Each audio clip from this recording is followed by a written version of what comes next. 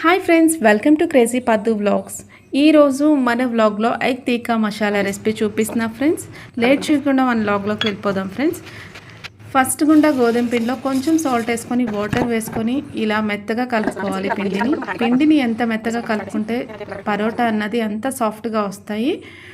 So half an hour పిండిని పక్కన పెట్టుకుందాం ఫ్రెండ్స్. ఇప్పుడు ఎగ్ బ్యాటర్ ప్రిపేర్ చేసుకుందాం. 2 ఎగ్స్ బ్రేక్ చేసుకొని అందులో సన్నగా తరిగిన ఆనియన్స్, గ్రీన్ చిల్లీ, కోరియాండర్ వేసుకొని కొంచెం సాల్ట్, కొంచెం కారం వేసుకొని కలుపుకుందాం ఫ్రెండ్స్. ఈ బ్యాటర్లో పక్కన పెట్టుకుందాం. ఇప్పుడు చపాతీ చేసుకుందాం ఫ్రెండ్స్. ఇలా చపాతీ కట్ చేసుకొని ఫోల్డ్ చేసుకుంటే లేయర్స్ లాగా ఉంటుంది ఫ్రెండ్స్. చేసుకునేటప్పుడు బాగా పొంగుతాయి.